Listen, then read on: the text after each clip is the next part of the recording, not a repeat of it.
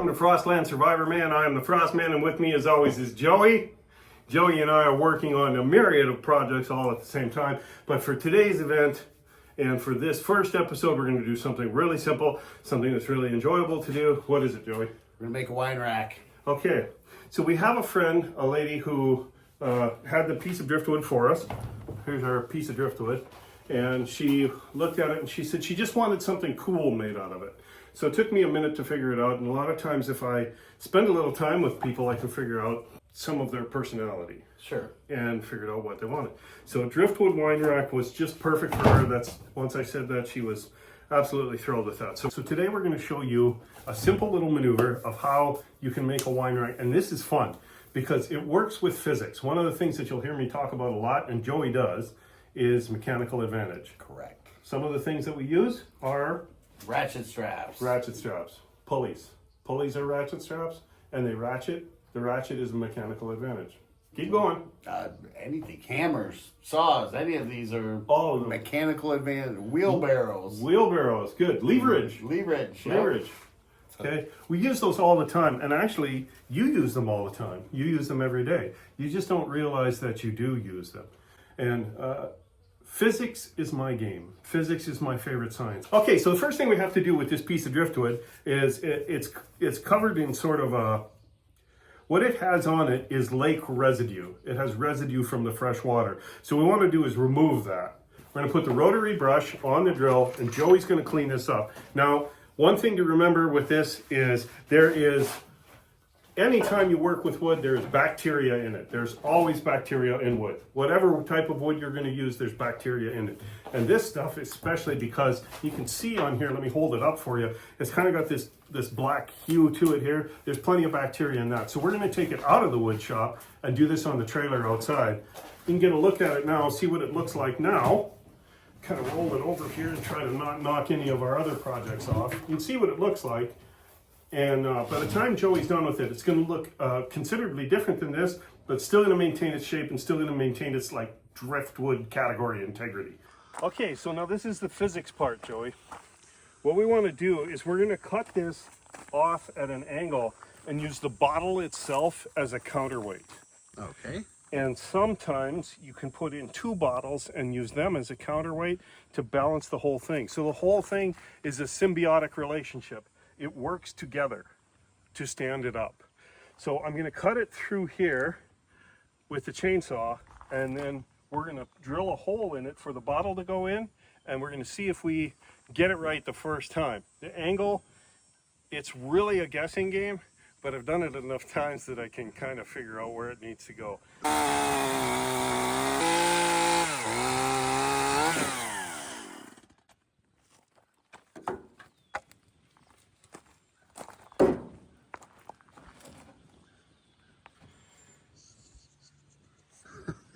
Said, looks like our wine rack's a little tipsy. Yeah, that could very well be.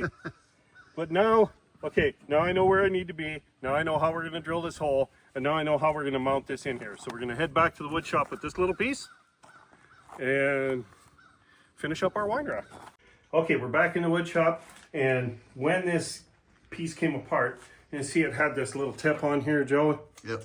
Okay, I need to take that off, and I'm just going to do that by hand, because I really wanted to tell you this story. I'm going to use this. A lot of people call this a bow saw. Where I grew up, it's called a buck saw.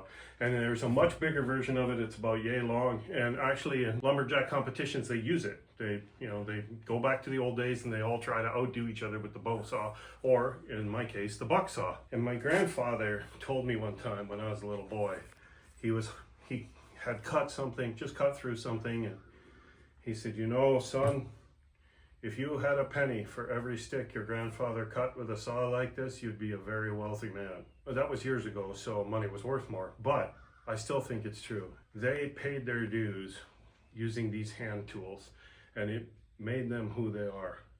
They were a lot hardier than I am. And I just love that I come from that heritage. So I'm going to take this off here. Joey's going to come a little bit closer so you can see. And I'm just going to use this bow saw.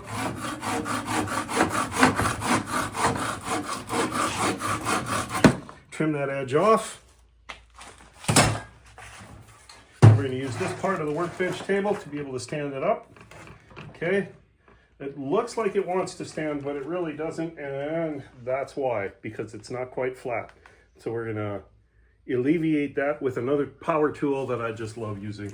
So what I'm gonna do is I'm gonna use the belt sander, Joey, and it's called a belt sander because it has a sanding pad in the form of a belt.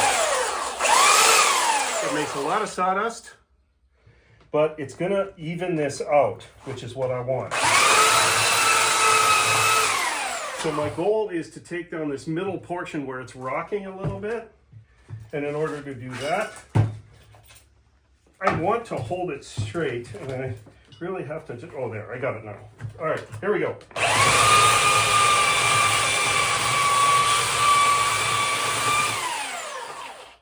And you can see here how it's smoothing it out, but it's also taking out that crown that was in there.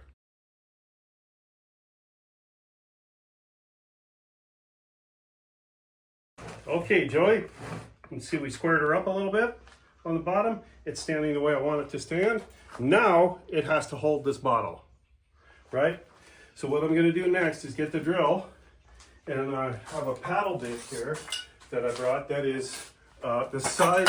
You want to make sure that the paddle bit that you have, this is it, is going to cover the top of that bottle.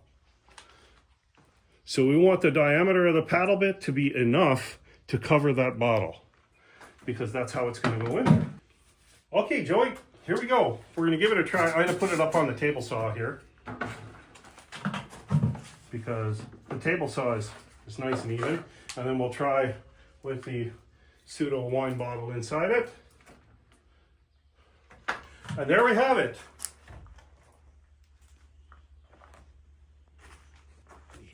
360 here on it for you.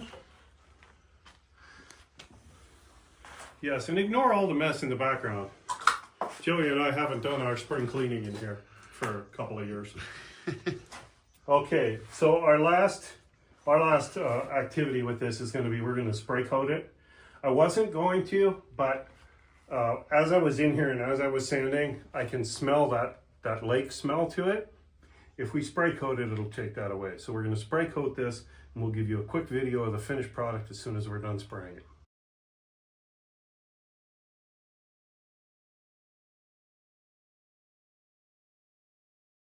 And there it is. This is our Driftwood wine rack. Yes, thank you, Joey.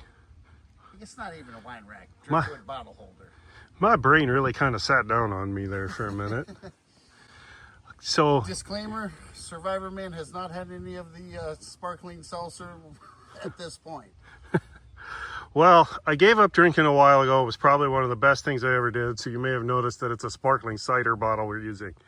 But we're going to take this to the customer, just see what she thinks of it. Okay, so you joined us for one of our very first projects. You've seen us wearing these shirts. This is the Frostland Survivor Man official logo. You can see Joey's got one of my taglines on there. If we don't do it, we'll never do it. We are working on the website to get these t-shirts ready for you to order so that the orders go directly to the manufacturer. There's no middleman, and we can keep the price down. But this logo here, this Frostland Survivor Man logo that you can see me wearing, actually it looks better on Joey's shirt. This was actually done for me by my daughter, and she said that really encapsulates you, Daddy. So I'm especially thankful to my daughter for the logo, and always to Joey. Joey is a great help. He's always such a good encouragement. We, the two of us, believe that you can do a lot more than you're doing right now. Just get out there and do it. And one of the things that I love about the movie The Lion King is where Simba has a vision of his father. And his father says to him, probably the most important line in the movie, "You are more than what you have become. You are more than what you have become." Put down the video games. Shut off the television. Get outside. Put your hands on it. Put your hands on it. Is it entirely nerve-wracking to try something new? Sometimes it is. But on those instances, you have to do what? If we don't do it, we'll never do it. If we don't do it, we'll never do it. Get out there, have some fun, get your hands dirty. Thanks for joining us. We really appreciate it, and we'll see you again on the next video.